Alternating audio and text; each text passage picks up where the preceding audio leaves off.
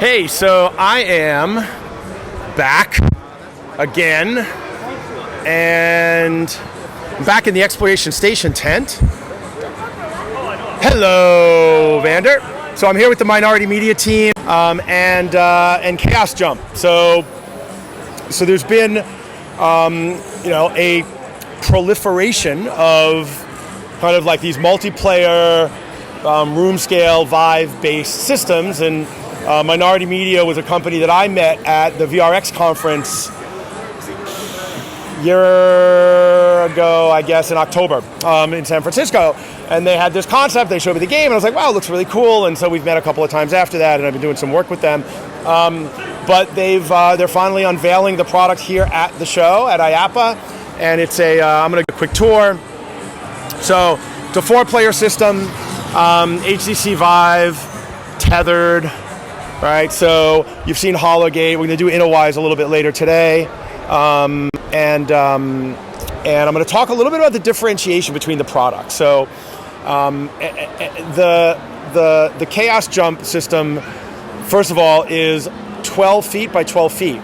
So that's 144 square feet. And if you're in an FEC, square footage is critical. The Hologate is 17 by 17, which is 287 square feet. So it's actually half the size of Hologate. I'm going to wander over here real quick and show you the Exit Reality Cube, which is also 17 by 17. And I was just talking to Robin from Family Entertainment Group, who is operating one of the earlier, and we'll talk about this one a little bit later. This is running the Play VR system. But Robin, who's the games director, one of the games directors at operations directors at FEG, is they have a Chaos Jump, and he basically said, like, we're really kind of thinking about, we're leaning heavily towards that over the other systems. And one of the things that he said that I didn't think about was, like, he installed it in a location in his FEC, and now he wants to move it to another location. And he said, the ability for these things to be kind of come apart and go back together easily. And he was specifically commenting on the Exit Reality one, which is, he said, that looks like a bitch to move. So this one's 12 by 12, really small footprint, but you don't notice it in the game. I mean, most of these games don't take up that much room. The Exit Reality game does. Revolver actually utilizes the room. I'm going to review that in a little bit. But most of these games don't really require you to move around much. They allow you to spin in 360, but it's not free roam. And so despite what some people like Charlie Fink have called it free roam, these are not. And so anyway, so the game itself is called Chaos Jump, and I'm gonna let them see the over the shoulder. So 4-player registration, you can register their name, get them in the game. There's a couple of things that are really different about it that are fun. So, and I'm not sure if we're going to see it. We'll see it on the spectator mode, but I don't know if we've got a shot in here. We don't. So one of the things you do is you get, as a player, sorry, I'm jumping the camera all over the place. I'm a terrible man. So so the first thing the players do is they select an avatar. And the avatar is like this goofy head. So you you become a unicorn head or a panda head or a Spartan head or whatever. And what that does is it's really fucking smart. Oh, here's the goofy head on the back wall. You can kind of see them, right? And so you can be a dinosaur or a minotaur. And one of the reasons it's really cool is it creates social awareness. So let me try to explain. So when you're doing multiplayer VR, you want to know who your friends are and where they are in the game. And yeah, you can put a gamer tag or something over it, but that really kind of breaks the immersion. So if I know I'm standing, so I'll give you an example. So Sylvan's standing here, right? Vander's standing there. We know where each other are in relation when we're in the game. And then we see the other players grab the head. And we see our head in the mirror and we see their heads. So now we know who's who in the game. And it's a really goofy way of kind of creating that social experience that is so critical to a great VR game. And so if everybody's got the same avatar, you kind of forget who people are. And if you don't tie the avatar to the person, you kind of lose track of who's who. And so I just find that creates a much better social experience. So anyway, so I'll give you an idea. Here we go. I'm going to go up on screen. You can kind of see. So you see there's a panda and there's a pug and there's like a creepy clown head and a dinosaur. And what they're doing now is they're collecting gold.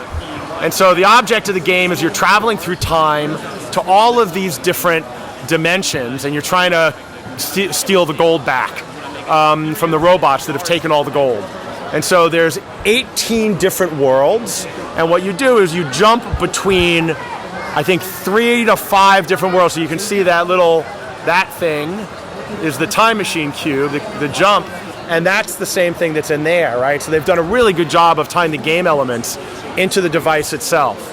And now these guys are jumping to one of the worlds at a different level. And now they're going to have robots coming after them, and they have to battle the robots. So, bunch of different worlds. I think there's 18 worlds. There's like 400 and some odd different game variations, because every time you play, the worlds are randomized. So I still haven't played all the different worlds. And Lee, yeah, it's definitely a family game. You can see it's totally nonviolent. I was watching a kid in here yesterday play like 10 or 12 times, trying to beat the boss. Played 3 times to get to beat the boss battle, and then at the end then he decided he wanted to get over 100 and some odd thousand points, and so he kept playing to climb up the leaderboard. And so you can see, like, as you shoot robots, you get coins. And what they've done too is, so this is like for game designers out here, fucking pay attention to this. So what they do is they've created lots of different ways to win. All right, and this is game development. So Minority Media, one of the things I love about these guys is they're a game studio. They've been doing AAA games. Their developers come from Ubisoft and EA, and they understand game development. And so what they've done is now they're going to jump to another world.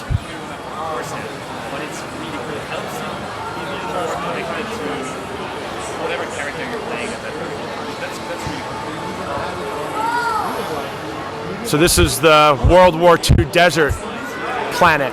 And so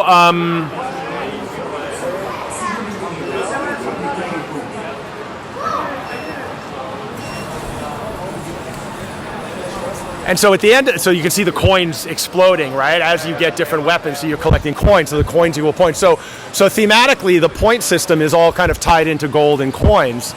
But each round, there's a winner, and the winner gets the crown. And I missed that, actually, on the last one, so I'll have to show you. So there's a round for each winner, and there's 5 rounds, so there's 5 winners. Then there's a leaderboard for who collected the most gold. Then there's a leaderboard for who got the most points. Then there's a leaderboard for who got the most kills. And so you've got multiple leaderboards, so there's a chances everybody's going to win something in the game. So it's competitive, it's co-op, and everybody gets to win something. So really, really well thought out. Getting some frame drops. So there it is. So Josh won the crown on that round. So he won that round. Josh, did you win the crown? There he is. So really clever. So I like some of those elements that they've got in here, which are very different than what I'm seeing in a lot of the other stuff, where, you know, there might be a leaderboard, but there's only one score. There's a winner and 3 losers, or first, second, third, fourth. Here's another level. Now they're collecting gold again, and it's kind of like you're vacuuming up, sucking up the gold. So it's like a mini game, right? So you've got PvP, you got PvE, you know, shooting rounds, and then you've got these little mini games in between. So a lot of game variety. So anyway, that is Minority Media, Chaos Jump. And they've this one's going to Autobahn Speedway in Jacksonville, VR and by the way, and go-kart.